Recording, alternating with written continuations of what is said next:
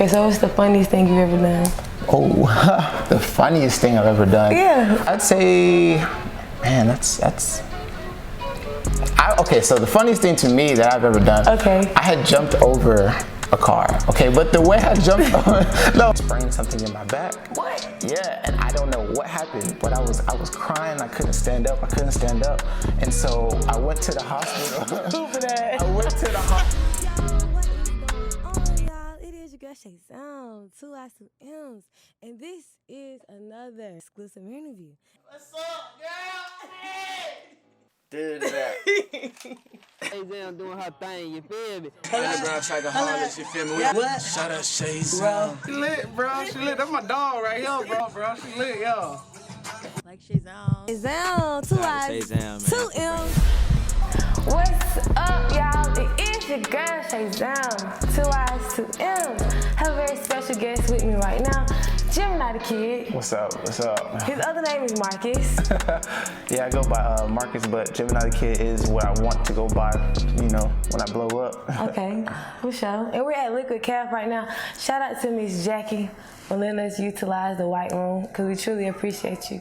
So, Gemini The Kidd, what inspired you to become a YouTuber? Honestly, being a YouTuber, I've always watched other YouTubers, and I've always told myself, like, I just want to be like one of them. And then I found out, like, you know, I could be one, so I just did everything I needed to do. But what also really more motivated me was the fact that inspiring other people. So, like, you could really be something and, like, inspire other people to make changes and actually make something better for themselves. So. For sure. So, what YouTuber inspired you? I actually have a couple. Pretty Boy Fredo. There's a gamer named, I know it's a little off, but a gamer. You said Pretty Boy Fredo. He the one that be yelling? Yeah. Look, hey, it's just a lot. And like, okay, so I know a gamer is gonna be a little off, but his name is Dashy Games. So he also kind of helped me, motivated me. Like, I just loved his content so much, and like just knowing that you could actually like walk around and people actually like look up to you because of what you do. And then the last one was DDG, like Pontiac made DDG. You probably know him.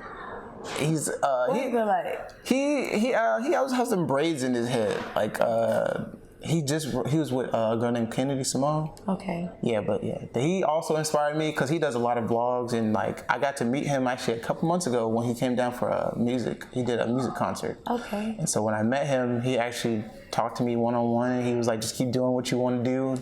You get here one day and just be inspired. That's for sure. So with your content, what do you want to implement to your community, to children watching you or whoever you want to influence? Really, you could just, to me, it's like you could be whatever you want to be. Like if you, like me, I like comedy. So comedy's always been a thing. Right. My friends have always told me, Marcus, you're funny. Like you need to do something with this, because I've always had like this passion to make people laugh. Really? Like, I've always told myself, I used to have this rule and I still go by it. If I don't make somebody laugh throughout the day, then I failed. Someone has to smile or laugh around me. That has to happen. Okay. If I don't do it, I feel like I failed. So I just really would just put out, like, I need people to, like, I want people to be inspired themselves with whatever you do, like comedy, serious action, like whatever you do, just pursue it.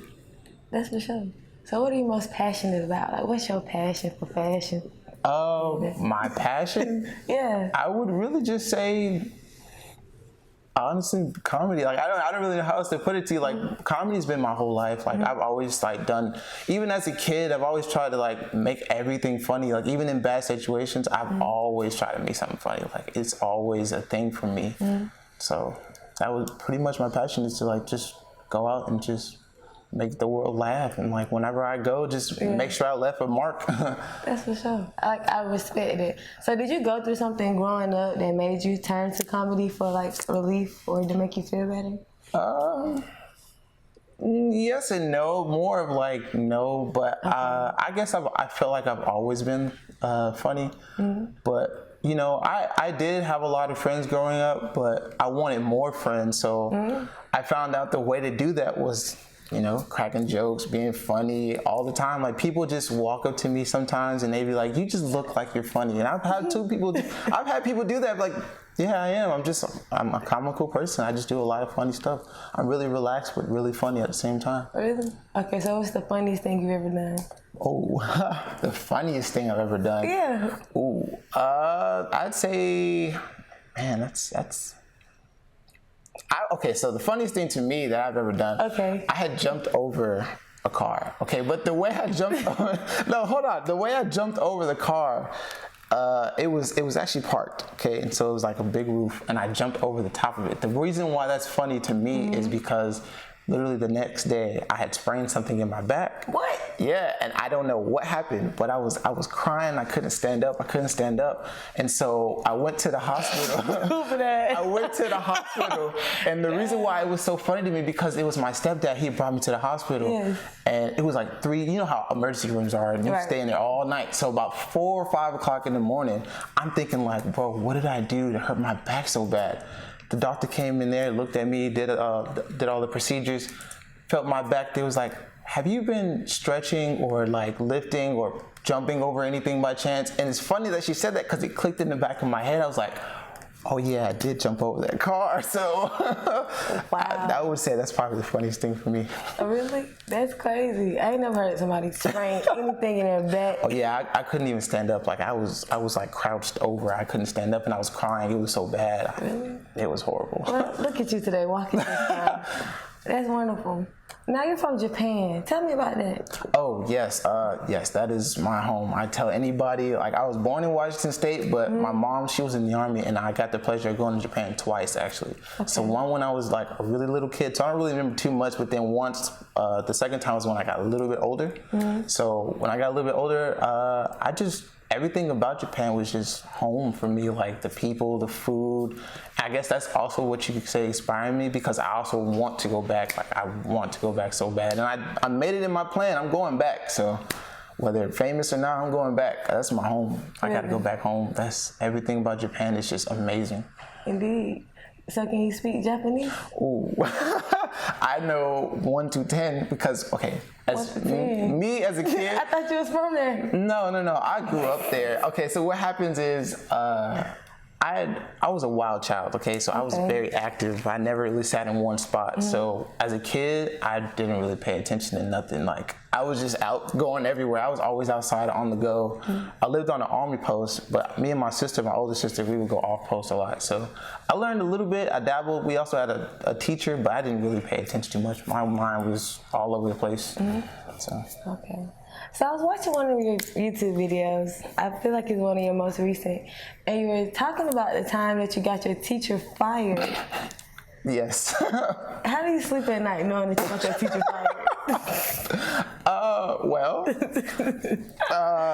Well, okay. From what I know, she was already ready to quit. So I wouldn't say I necessarily got her fired. Maybe just a little nudge in the direction, but it wasn't me though, so it was more of my classmates than me, so I just took a little part of it. You took a little part of it? Just a little bit. That's a part of it, that means you did it. Just a little bit. Just a little bit. What I really want to know is, what did she do to you? What did she do to you for y'all to do those terrible things to that woman? They put tats in her chair. They put Germans in her coffee. They tried to poison Shawty.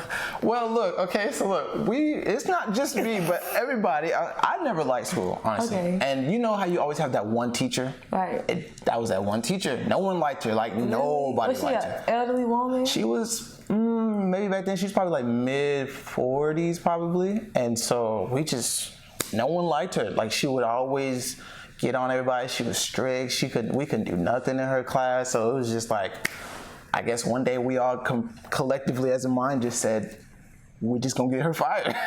So without talking to each other, we all kind of came together and just put it that way. We kind of got it out there, and so that's what happened. So I mean, more or less, like I said, she was talking about quitting anyway, so I guess we just motivated her. So were you in grade school? That was middle school, yeah. In middle school? I believe it was either 6th or 7th grade, yeah. Wow. And we was just letting her have it. That was her livelihood.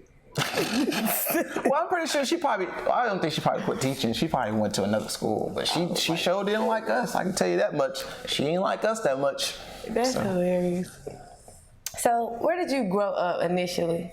Okay, so I did 13 years in Japan. Okay. And then I did another 10 in Tennessee. in Tennessee. So how was Tennessee for you? Tennessee was actually an eye-opener for me because that's when I actually came, because I came over here as a teenager. And so when I moved to Tennessee, it was like I started to feel like everything was starting to put it in place. So I got to meet a lot more friends. Like I have a lot of friends in Tennessee. I got to grow up and I don't know, I like graduate with all my friends and actually feel like I'm doing something. So Tennessee was actually pretty fun, but then again, it's kind of boring. I don't really like country. I'm a city person, so. Okay, indeed. Yeah.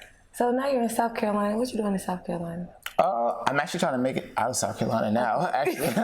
Because South Carolina to me, again, cities, I'm not really near a city. So to me, I just want to get out and do something because I feel like being a YouTuber, you got to put yourself in the right positions in the right places. And so I don't really feel like South Carolina is really going there for me. I mean, it is, but it's not. But I feel like moving around and like other places probably give me places. So South Carolina's okay. It's a lot of opportunities out there for certain people, but for me, I'm using up the opportunities I'm using right now, but I want more. So I just want to get out there more. For sure. So what is your ultimate goal of becoming a YouTuber? Like, what do you really want to do with that platform? Because you're going to be an influencer to a lot of people. Honestly, I really I've always had this thing in the back of my head, and I feel like I just want to leave a mark. So let's just say I blow up and I get maybe, let's just say 1 million subscribers. That'd be enough for me. As long as I'm impacting somebody from when I leave this earth, that's all I want. I just want people to know like I'm here. So trying to make people know that you can do whatever you want to do with your life and just leave an impact. That's what I've always felt like I wanted to do. Really? I feel that. Like, I know it's probably a little sidetrack, but when I was a kid, and my mom could tell you this, when I was a kid, I was probably like, I don't want to say like maybe 3 or 4. We was always traveling, so airport. We went to an airport in Alaska. I'll never forget it, because my mom told me and I remember doing it. We was there with a bunch of people because our flight got delayed, so it was maybe like 10 a night. So, you know, we got people, families, kids. There was probably like at least 30 to 20 kids. And I remember playing around with them, but then I had got them all to sit down in front of me. Mind you, I'm 3 or 4. Okay. I got them all to sit in front of me. And I don't know what I was talking about, but my mom had came out of the little place where we were sleeping, the terminal, because we were inside the airport. Right. She came out and she said she saw me talking to like 30 kids at 3 years old. They were all just sitting in front of me, just listening to me talking. I wasn't even talking about nothing. Really? Yep. Wow. So I feel like it's definitely possible for you to reach that goal. What would you say to anybody else watching you? Words of encouragement to them? Just don't quit. Like, just keep pushing it, because I mean, even though I've been doing YouTube for 5 years, I'm not going to quit. I've already told my people I'm not quitting. And I've seen a lot of people, I've influenced a lot of people, because a lot of people told me, hey Marcus, can you help me do this? I've actually helped a lot of people start YouTube channels. And so I told them, if I really want to tell somebody to do something, just pursue whatever you're pursuing. Don't like stray away, because it might have times where you might be like, dang, I'm not moving fast enough. People are moving faster than me. Just wait on it. Just wait on it, because I'm here now with her, and I've been waiting on it, and this is what I want. So I'm hungry for it. Just go for what you want. It's all yours. What can we expect new content from you? Any more pranks? Bunches of more pranks. I have so many more pranks. I'm actually going to do a lot more vlogs. I want to travel a lot more. So it's going to be traveling, vlogs, pranks. I have way many stories that I've been through. Like, I haven't even let y'all even know yet. So I have so many more stories to let y'all know about. Okay, for sure. Y'all follow me on Instagram, all platforms at Shay Zam. That's Shay Zam, 2 I's, 2 M's. Give them your information. YouTube is Gemini The Kidd, spaces in between the Gemini and the Kidd, and then my Instagram is Gemini_the_Kidd. Go ahead and give me a follow. Go ahead and subscribe to my channel. Right. You guys already know we finna go up, okay? Are you trying to get to 1 million? Oh yeah, 1 million. We gotta do that. 1 million. Shout out to Wesley Snipes, one of my visuals. Thank you so much. And look at Calf, beautiful establishment. Y'all have a beautiful day. This has been another exclusive interview. Make sure you like, comment, subscribe, support. Keep going hard, don't never stop.